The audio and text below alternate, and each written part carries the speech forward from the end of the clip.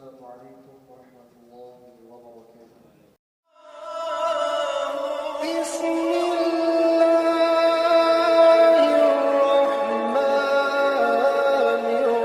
الرحيم. إن الحمد لله نحمده ونستعينه ونستغفره ونعوذ بالله من شرور أنفسنا وسيئات أعمالنا. من يهد الله فلا مضل له ومن يضلل فلا هادي له. وأشهد أن لا إله إلا الله وحده لا شريك له. وأشهد أن سيدنا محمدا عبده ورسوله الداعي بقوله وفعله إلى الرشاد. اللهم صل وسلم على عبدك ورسولك محمد وعلى آله وأصحابه هداة الأنام في الأنحاء البلاد. أما بعد، فيا أيها الناس اتقوا الله تعالى بفعل الطاعة، فقد قال الله تعالى في كتابه الكريم: أعوذ بالله من الشيطان الرجيم، بسم الله الرحمن الرحيم. إن عدة الشهور عند الله 12 شهرا في كتاب الله يوم خلق السماوات والأرض منها 4 حرم. معاشر المسلمين rahimani wa rahimakumullah. Dalam kesempatan yang mulia ini, kita bersama-sama meningkatkan takwa kita kepada Allah Subhanahu wa taala dengan senantiasa melaksanakan segala perintahnya dan berusaha secara maksimal meninggalkan segala larangannya. Dengan bekal takwa inilah semoga kelak kita menjadi penghuni syurga. Amin ya rabbal alamin. Kemuliaan bulan Dzulhijjah sebagaimana dijelaskan oleh Al-Allamah Syekh Abdul Hamid dalam kitab Kanzun Najah was Surur, karena di dalamnya terdapat kewajiban haji.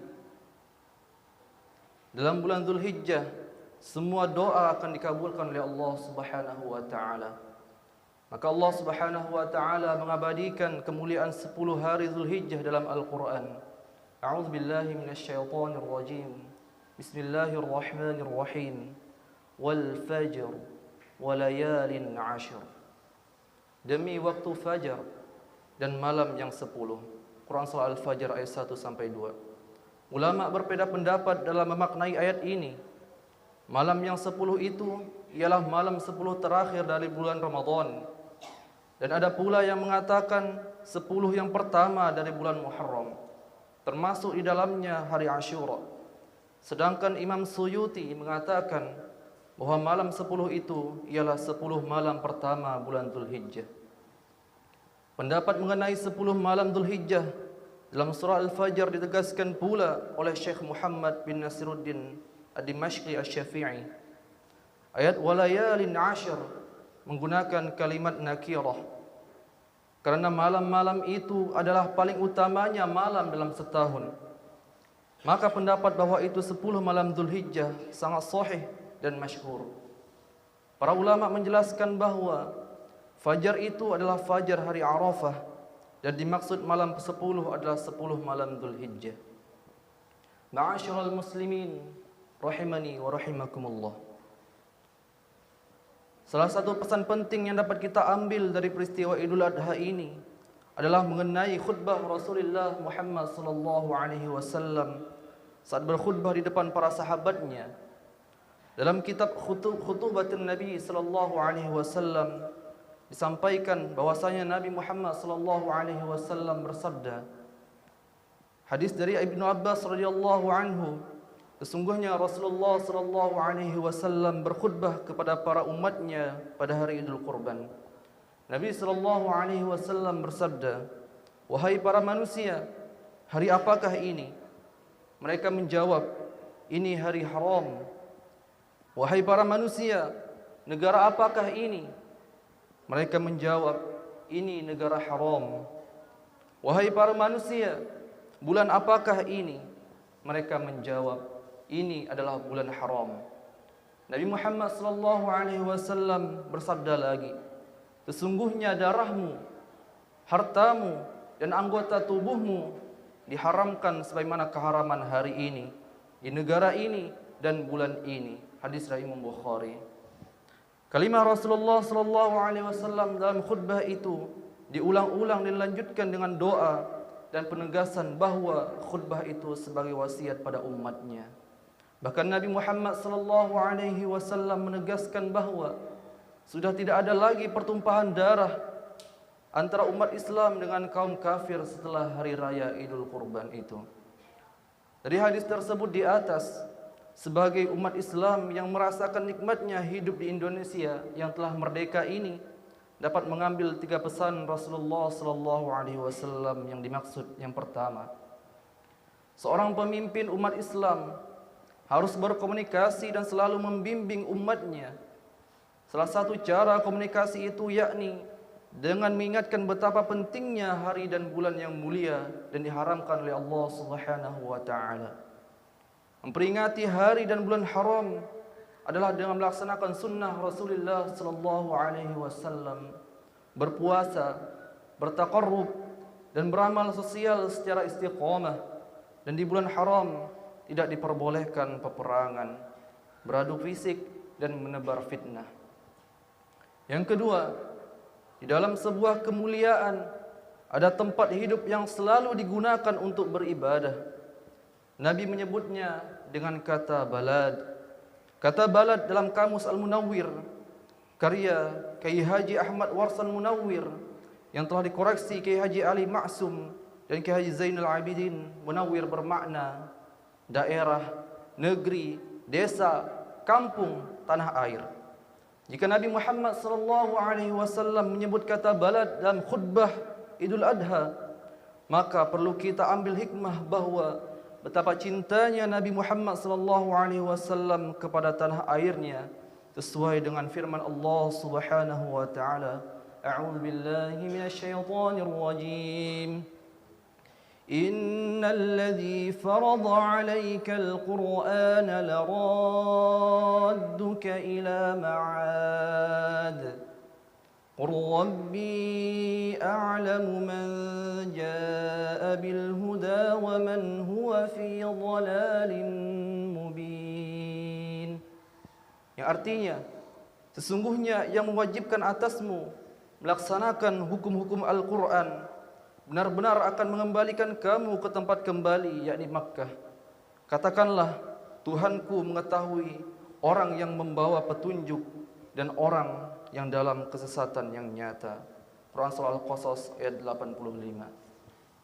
Yang ketiga, betapa pentingnya menjadikan Islam sebagai agama yang mendorong lahirnya perdamaian, bukan agama kekerasan penuh peperangan.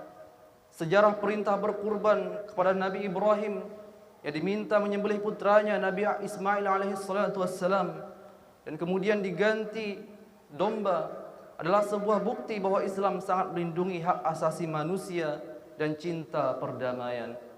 Al-Quran mencatat sejarah ini sebagai bentuk penyempurnaan manusia berbakti pada Allah. Surat As-Saffat ayat 102. أعوذ بالله من الشيطان الرجيم فلما بلغ معه السعي قال يا بني إني أرى في المنام أني أذبحك فانظر ماذا ترى قال يا أبت افعل ما تؤمر ستجدني إن شاء الله من الصابرين. Syekh Utsman bin Hasan Al-Khubawi dalam kitab Durratun Nasihin memberikan penjelasan bahwa perjalanan Nabi Ibrahim alaihissalam dari Syam hingga Makkah dalam mengikuti perintah Allah Subhanahu wa taala diabadikan dalam rangkaian ibadah sunnah puasa tarwiyah dan puasa Arafah. Arafah juga menjadi tempat puncak ibadah haji dan kemudian hari ke-10 Dzulhijjah menjadi penyembelihan. Ma'asyiral muslimin rahimani wa rahimakumullah. Rasa syukur Nabi Ibrahim alaihissalam atas tidak jadinya menyembelih putranya diganti dengan menyembelih 1000 kambing 300 lembu dan 100 unta demi taat kepada Allah Subhanahu wa taala. Jelas sekali bahwa kurban ini menjadi ibadah sosial yang sangat mengangkat derajat para peternak hewan dan menjadi bukti emansipasi kepada kaum du'afa yang menerima manfaat pembagian daging kurban. Di penghujung khutbah ini perlu ditegaskan kembali pentingnya umat Islam memuliakan agama dengan cara mengikuti seluruh perintah Allah Subhanahu wa taala. Umat Islam yang sudah kaya harta diwajibkan untuk haji ke Baitullah, termasuk disunnahkan melaksanakan kurban. Allah Subhanahu wa taala berfirman, Bismillahirrahmanirrahim. Inna a'tainakal kautsar fasalli lirabbika wanhar inna syani'aka huwal abtar. Sungguhnya kami telah memberikan kepadamu nikmat yang banyak, maka dirikanlah salat kerana Tuhanmu dan berkorbanlah. Sesungguhnya orang-orang yang membenci kamu, dialah yang terputus. Quran Surah Al-Kautsar ayat 1-3. Hal terpenting lainnya adalah tentang memanusiakan bangsa dengan cara yang tepat mencintai tanah air. Kita tahu bahwa Makkah yang disanjung oleh Nabi Muhammad SAW sebagai titik sejarah peradaban, bahkan di sekeliling Ka'bah antara Hajar Aswad, makam Ibrahim dan sumur Zamzam, ada makam Nabi Nuh, Nabi Hud, Nabi Syuaib, Nabi Saleh dan 99 nabi lainnya. Terdapat dalam kitab Manasik Haji karya Syekh Saleh bin Umar Samarani. Dengan cara Nabi mencintai Makkah dan Madinah, maka kita pun bangsa Indonesia juga sangat perlu mencintai negeri tanah air ini dengan menjadikan negeri yang damai, baldatun thayyibatun wa rabbun ghafur. Nabi Muhammad SAW menyempurnakan syariat Islam dengan kesempurnaan iman melalui cinta tanah air. Termasuk di usia 30, Nabi Muhammad SAW berhasil menyatukan Makkah dengan peletakan Hajar Aswad di samping pintu Ka'bah. Ma'asyiral muslimin rahimani wa rahimakumullah. Demikian khutbah singkat ini kami sampaikan. Dengan semangat Idul Adha, mari kita tetap teguhkan bahwa agama Islam yang kita anut menjadi Islam rahmatan lil alamin, agama penebar kasih sayang.